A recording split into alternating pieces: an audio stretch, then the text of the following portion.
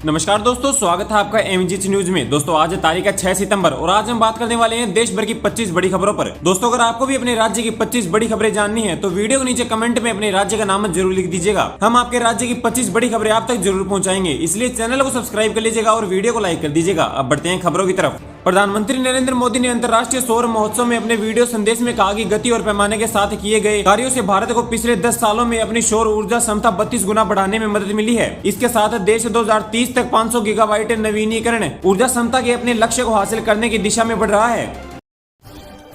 बांग्लादेश की अंतरिम सरकार के मुखिया मोहम्मद यूनुस ने कहा कि पूर्व प्रधानमंत्री शेख हसीना भारत में बैठकर जिस प्रकार की राजनीतिक टिप्पणियां कर रही हैं, वह उचित नहीं है। यूनुस ने यह भी कहा कि जब तक ढाका उनके प्रत्यर्पण का अनुरोध नहीं करता तब तक उन्हें चुप रहना चाहिए, ताकि दोनों देशों के बीच संबंध असहज नहीं हो।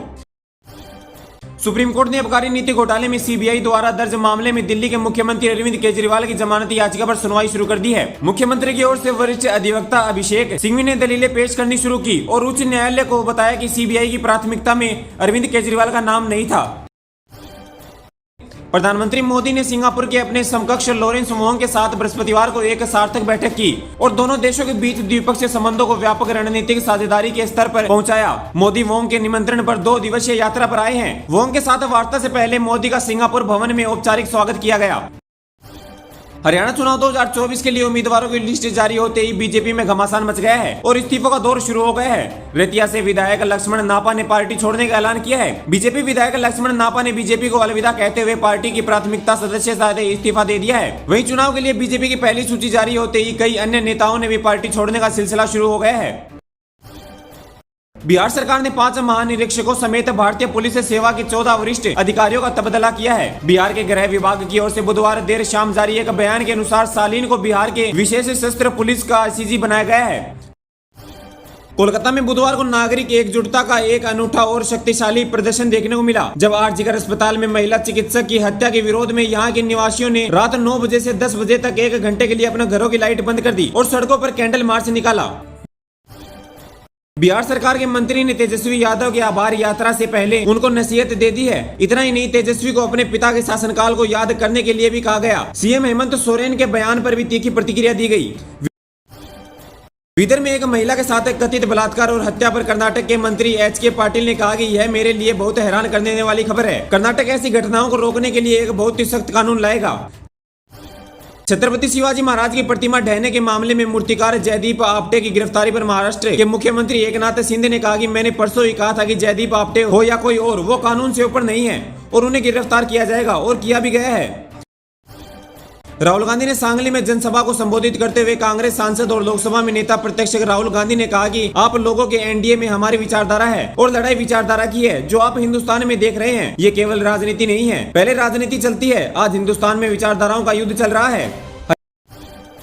हरियाणा विधानसभा चुनाव को लेकर भाजपा की सूची पर हरियाणा के मुख्यमंत्री नायब सिंह सैनी ने कहा कि केंद्रीय नेतृत्व ने बहुत विचार के बाद उसे जारी किया है। मैं केंद्रीय नेतृत्व का ध्यान करूंगा और सभी प्रत्यक्षकों को बहुत बहुत बधाई देता हूं।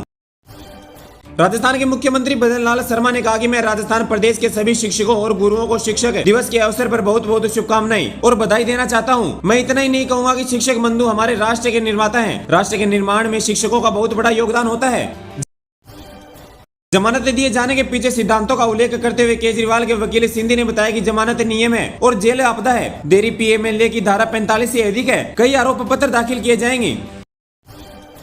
रिपोर्ट में रक्षा मंत्री के वरिष्ठ अधिकारियों के हवाले से बताया गया है कि अग्निवीरों को सेवाओं में बनाए रखने के लिए सीमा बढ़ाने की चर्चाएं जारी हैं। इसके बाद 4 साल की सेवा पूरी कर चुके ज्यादातर अग्निवीरों का हिस्सा बनेंगे। फिलहाल यह आंकड़ा 25% है। खेड़कर ने आरक्षण का लाभ पाने के लिए यूपीएससी सिविल सेवा परीक्षा 2022 के लिए अपने आवेदन के कथित रूप से गलत जानकारी दे दी थी। संघ लोक सेवा आयोग ने 31 जुलाई को उनकी उम्मीदवारी रद्द कर दी थी और भविष्य की परीक्षाओं में शामिल होने के लिए उन पर रोक लगा दी थी। गडकरी ने कहा कि हम यातायात नियमों को लागू करने के लिए तकनीक का इस्तेमाल कर रहे हैं। हमने उल्लंघन पर जुर्माना बढ़ा दिया, लेकिन इसके लिए कोई नतीजे नहीं निकल रहे हैं क्योंकि लोग इन्हें गंभीरता से नहीं ले रहे हैं। हम कितना जुर्माना बढ़ा सकते हैं, यह एक समस्या है। इसे मानव व्यवहार में बदलाव कर सुलझाया जा सकता है। हरियाणा में बीजेपी को दूसरा झटका लगा है। अब रितिया से विधायक लक्ष्मण नापा ने साथ छोड़ा। इससे पहले बीजेपी के एक वरिष्ठ नेता शमशेर गिल ने पार्टी को प्राथमिकता सदस्य छोड़ दी थी और सभी दायित्वों से इस्तीफा दे दिया था। उन्होंने उकलाना विधानसभा क्षेत्र से पार्टी टिकट के गलत आवंटन के विरोध में यह कदम उठाया था। पश्चिम बंगाल विधानसभा के नेता प्रत्यक्ष शुभेंद्र अधिकारी ने केंद्रीय गृह मंत्री अमित शाह को पत्र लिखा और उनसे विरोध किया है कि वे वर्तमान में कोलकाता के पुलिस आयुक्त विनीत गोयल को दिए गए राष्ट्रपति पुलिस पद और पुलिस पदक को वापस ले लें। केंद्रीय वित्त मंत्री निर्मला सीतारमण ने ट्वीट करके जानकारी दी है कि पीएमओ ने घोषणा की है कि सिंगापुर में तिरुवल्लुवर सांस्कृतिक केंद्र खोला जाएगा। इसके साथ ही उन्होंने तमिल भाषा, सभ्यता और संस्कृति को बढ़ावा देने और बनाए रखने के लिए सिंगापुर में तिरुवल्लुवर सांस्कृतिक केंद्र की स्थापना की घोषणा करने के लिए पीएम मोदी को धन्यवाद दिया है। उत्तराखंड सरकार ने बुधवार को बड़े पैमाने पर आईएएस और पीसीएस अधिकारियों के विभागों में बदलाव किए। सूत्रों ने बताया कि 2 प्रमुख सचिव और 8 अन्य सचिवों के विभाग में फेरबदल किया गया है। कुल 45 अधिकारियों के विभाग बदले गए, जिनमें 39 आईएएस अधिकारी शामिल हैं। बिहार सरकार ने 5 महानिरीक्षकों समेत भारतीय पुलिस सेवा के 14 वरिष्ठ अधिकारियों का तबादला कर दिया है। बिहार के गृह विभाग की ओर से बुधवार देर शाम जारी एक बयान के अनुसार सालीन को बिहार विशेष सशस्त्र पुलिस का आईजी बनाया गया।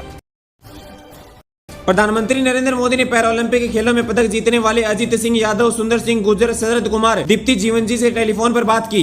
पीएम मोदी ने खिलाड़ियों से कहा कि उनके प्रदर्शन देश के युवाओं को प्रेरित करते हैं और यह उनका योगदान है कि वे विभिन्न खेलों में लोकप्रियता हासिल कर रहे हैं। हिमाचल प्रदेश के मुख्यमंत्री सुखविंदर सिंह सुख ने हिमाचल प्रदेश विधानसभा द्वारा पारित नए तलबदल विरोध विधेयक पर कहा कि वे इस तरह के भ्रष्ट आचरण के माध्यम से राजनीतिक लाभ प्राप्त करना चाहते हैं। लोकतंत्र की मजबूती के लिए ये बिल लाना जरूरी था।